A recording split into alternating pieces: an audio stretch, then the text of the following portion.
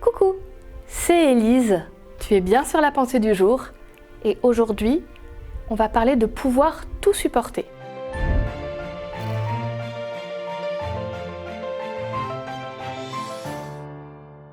La pensée du jour se trouve dans 1 Corinthiens 13, 7. L'amour excuse tout, il croit tout, il espère tout, il supporte tout. Peut-être que tu as déjà entendu parler de ce livre qui a fait beaucoup de bruit et c'est devenu une expression courante. L'amour dure 3 ans.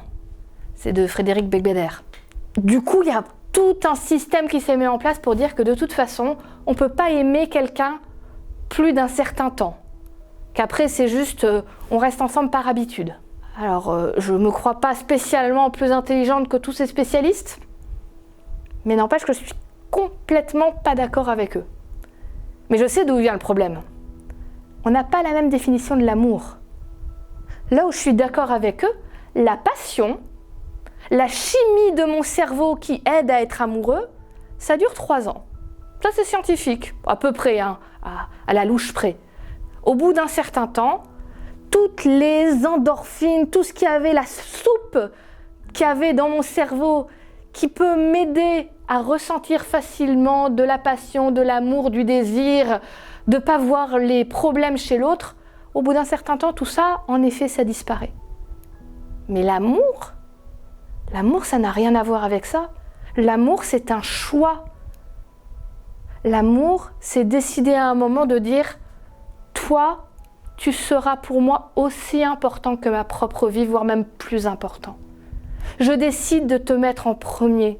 Je décide de vouloir ton bonheur et d'être prêt à des sacrifices pour ça. » Et c'est beau ce que dit la pensée du jour.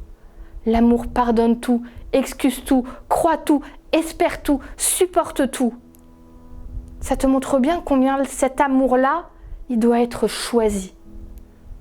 Alors attention, ce texte, ce n'est pas une justification pour tous les malades et manipulateurs de la terre pour obliger leur conjoint à se soumettre. Ça n'est pas une carte blanche pour les violences physiques, les violences psychologiques, les conduites incestueuses ou déviantes.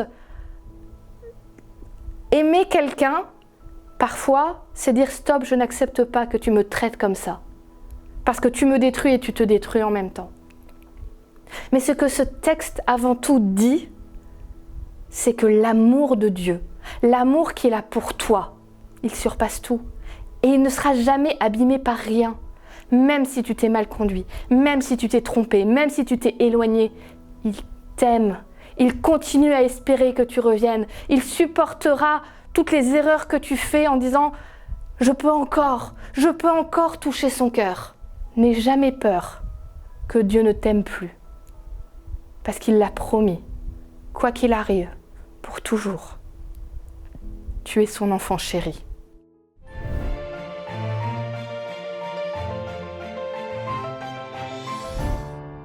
Merci beaucoup d'avoir été avec moi sur la pensée du jour.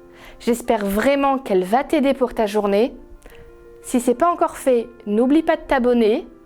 Mets-nous un petit pouce en l'air, un commentaire. Moi, je te dis à demain pour la prochaine pensée du jour.